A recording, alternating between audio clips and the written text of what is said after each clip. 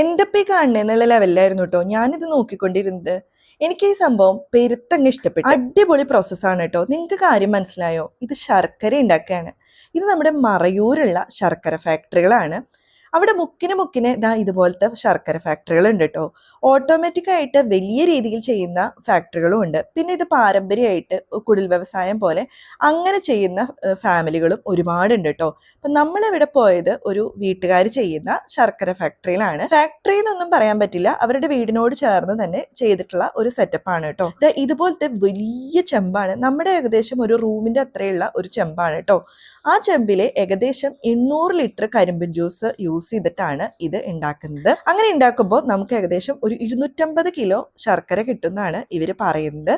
നമ്മളിവിടെ പോയപ്പോൾ ഈ ഫാമിലി നമ്മളെ വെൽക്കം ചെയ്തതും ഇതിനെക്കുറിച്ചുള്ള കാര്യങ്ങൾ പറഞ്ഞു തന്നതൊക്കെ വളരെ രസകരമായിട്ടാണ് കേട്ടോ. അവിടെ തന്നെ അവരത് വിൽക്കാനും വെച്ചിട്ടുണ്ട്. നല്ല ചൂടോടുകൂടി തന്നെ അത് ഉരുട്ടി ഉരുളകളാക്കിയിട്ടും അല്ലാതെയും അവരവിടെ സെയിൽ ചെയ്യുന്നുണ്ട്. ഇതാണ് കേട്ടോ ഇവിടുത്തെ മെയിൻ ചേട്ടൻ. ഈ ചേട്ടനാണ് ഇതിനെക്കുറിച്ചൊക്കെ പറഞ്ഞു തന്നത്. ഇങ്ങനെ ഒരു ട്രിപ്പ് എടുക്കുമ്പോൾ അടുത്ത ട്രിപ്പ് കരിമ്പിൻ ജ്യൂസ് ആ ചെമ്പിലേക്ക് പമ്പ് ചെയ്യുന്നുണ്ട്. അവിടെ തന്നെ ഫ്രഷ് ആയിട്ട് നമുക്ക് കരിമ്പിൻ ജ്യൂസും മേടിക്കാൻ കിട്ടും കേട്ടോ. 20 രൂപയാണ് ഒരു കരിമ്പിൻ ജ്യൂസിന്. നമ്മുടെ മുമ്പിൽ വെച്ച് തന്നെയാണ് ചെയ്യുന്നത്. നല്ല കടുമധുരമാണ്.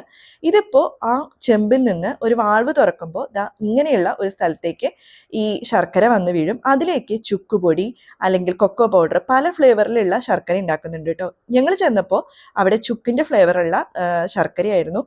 ഇങ്ങനെ 3 എണ്ണമാണ് അവിടെ മെയിനായിട്ട് വിൽക്കുന്നത്. ചുക്കിൻ്റെ ഫ്ലേവർ, ഒറിജിനൽ ശർക്കര, പിന്നെ കൊക്കോ ചോക്ലേറ്റിന്റെ ഫ്ലേവറുള്ള ശർക്കര. ഇങ്ങനെ ആ ചെമ്പെന്ന് വന്നിട്ടുള്ള ശർക്കര ഇങ്ങനെ ഇവര് ഇങ്ങനെ ഇളക്കി ഇളക്കി വരുമ്പോൾ അതിങ്ങനെ കട്ടിയായിട്ട് വരും കേട്ടോ. ഇതിൽ നിന്നാണ് നമ്മുടെ ശർക്കര ഉണ്ടാക്കിയെടുക്കുന്നത്. ഇങ്ങനെ കട്ടിയായി വന്ന് ഏകദേശം ഒരു മണിക്കൂറിന്റെ അടുത്തൊക്കെ, ഒരു 3/4 മണിക്കൂറൊക്കെ ഇങ്ങനെ ഇളക്കിയപ്പിക്കും. അതിന്റെ ചൂടൊക്കെ ആറി ഇങ്ങനെ പൊടിയായിട്ട് വന്നു കേട്ടോ. എന്നിട്ട് ഇങ്ങനെ ഓരോ ഭാഗത്തേക്ക് ഇങ്ങനെ കൂട്ടിയിടുന്നുണ്ട്.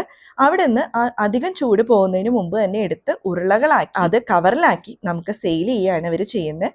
എന്തായാലും സംഭവം കൊള്ളാം അല്ലേ? അപ്പൊ മറയൂര് വരുന്നവർ ഈ ശർക്കര ഫാക്ടറി കാണാതെ പോവല്ലേ. ഈ മറയൂരിന്റെ വട്ടവടിയുടെ ഒക്കെ full video, related video click ചെയ്താൽ കാണാം കേട്ടോ.